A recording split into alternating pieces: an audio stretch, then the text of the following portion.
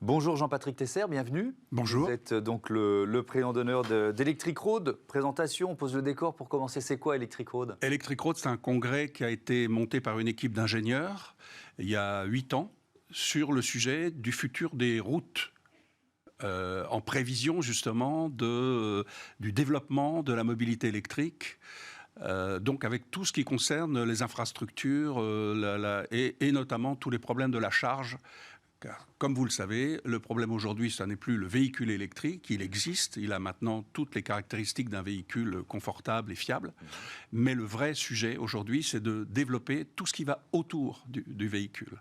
Il y a eu 6 éditions. La 7e, c'est demain, au Palais des Congrès de Bordeaux.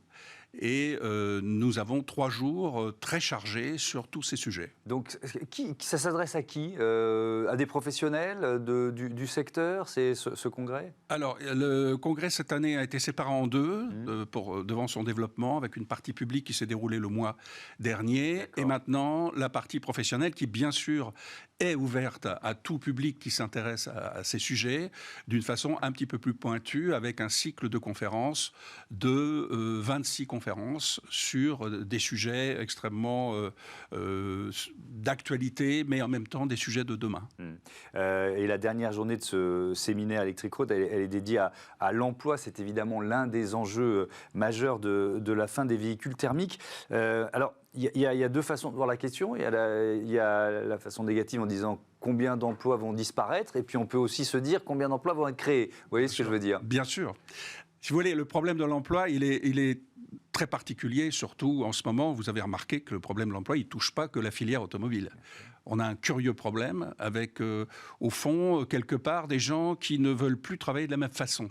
C'est très curieux.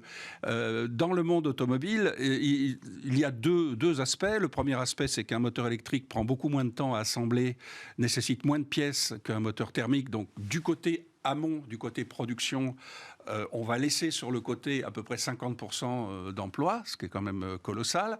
Et puis ensuite, il y a, comme vous le savez, les modèles économiques dans le monde automobile, ils sont plus basés sur l'aval, c'est-à-dire l'entretien, le SAV des voitures. Et là, une voiture électrique ne nécessite quasiment aucun soin.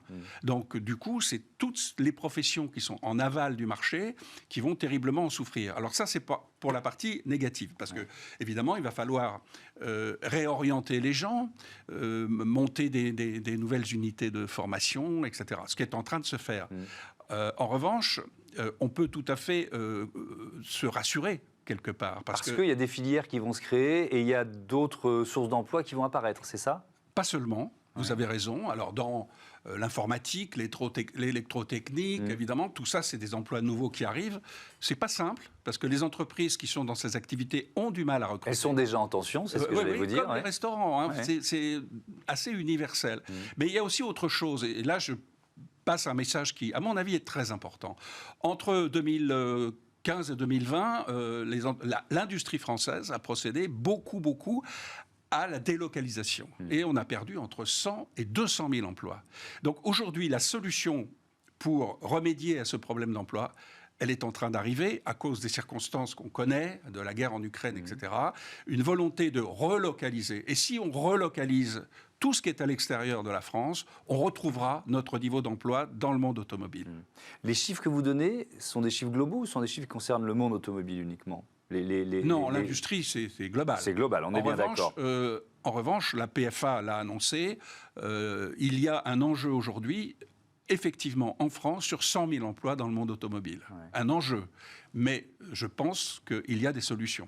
La décision du Parlement européen d'interdire la vente de véhicules thermiques neufs dès 2035, on en parlait dans l'émission avec d'autres invités hier, ça pose une vraie question sur les ressources, notamment les ressources en métaux, en minéraux et la criticité d'utilisation de ces ressources. C'est pas sûr qu'on arrive à 100%, bref, ils font un gros signal d'alarme. Mais sur l'accélération, parce que là, 2035, c'est ultra rapide. On parle de quoi? D'un choc à encaisser? Comment vous l'anticipez, ce choc? Déjà, je voudrais dire que c'est une décision qui est difficile à avaler. On l'a vu, hein, il y a des prises de position qui sont assez violente, mais malheureusement, moi je fais partie des gens qui pensent que c'est une décision obligatoire. Il faut frapper fort et mettre un coup d'arrêt à ce développement sans limite qu'on connaît depuis la fin de la guerre. Donc cette décision-là, moi je la salue. Elle est très contestée. Vous savez que l'Allemagne vient de la contester en disant oui, d'accord, mais pas nous. Donc si ça commence comme ça va être compliqué.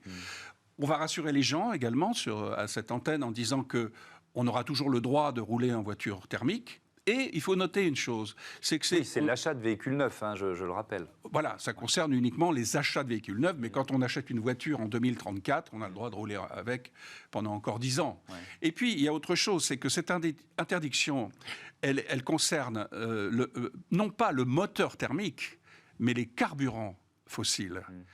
Ça veut dire quoi? Ça veut dire qu'aujourd'hui, on est en train de travailler sur l'hydrogène en tant que carburant, sur des carburants issus d'autres sources qui ne sont pas fossiles. Et donc, on pourra peut-être sauver les chaînes d'assemblage des constructeurs actuels qui ont des chaînes qui coûtent des milliards, des chaînes d'assemblage de moteurs thermiques, en utilisant d'autres carburants.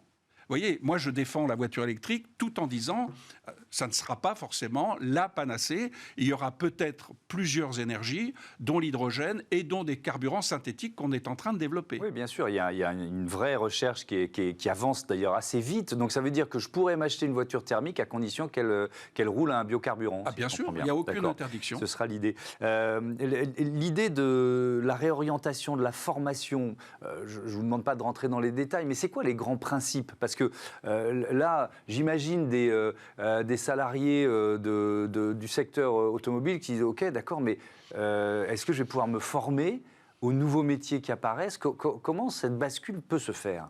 Ça va être très compliqué. C'est-à-dire que le mécano de village avec son mégot et son tournevis, ça va être très compliqué de le transformer en électricien.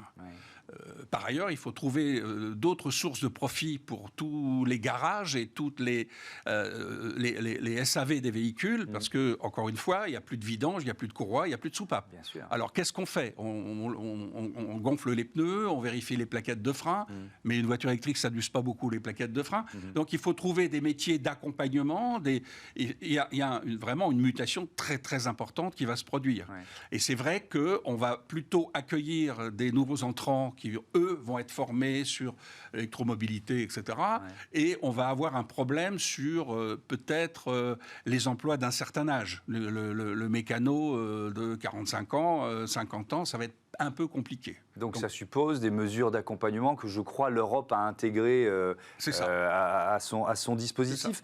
Mais si on parle par exemple de nouvelles filières, c'est vrai qu'il y a la question des batteries, il y a la question du recyclage des matériaux, il y a une économie circulaire autour des véhicules électriques qui existe peut-être déjà et qu'on peut développer. Dans les infrastructures, dans ce qu'on est en train de créer. Vous savez que nous, on travaille beaucoup sur la route électrique, et ça, c'est absolument passionnant, qui serait justement une solution pour éviter de gaspiller nos minerais et nos ressources en faisant des milliards de tonnes de batteries, c'est-à-dire les routes qui vont permettre un jour de charger les véhicules pendant qu'ils roulent.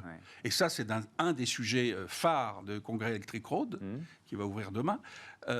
On travaille avec les plus grands spécialistes français qui ont travaillé sur ce sujet, qui va être un sujet européen qui a été mis en route par la France en octobre dernier. Donc là, on a vraiment un sujet d'avenir qui va créer des emplois illimités. Ça rentre dans ce qu'on appelle les systèmes de transport intelligents, ça? C'est ça, c'est le ERS, c'est-à-dire Electric Road System. Et le monde entier est en train de travailler, notamment la Suède, l'Allemagne, la Corée. Et la France, qui était un petit peu en retard, est en train de rattraper son retard. Et on compte beaucoup, tous, pour alléger le coût aussi d'une voiture. C'est-à-dire que si vous avez une voiture avec une plus petite batterie, parce qu'au fond, dès qu'elle est sur la route, elle peut se raccorder à la charge, ça sera une voiture moins chère. Aujourd'hui, on a un très gros problème aussi dans la voiture électrique de coût. Une voiture électrique, ça coûte encore trop cher. Donc il faut chercher par tous les moyens.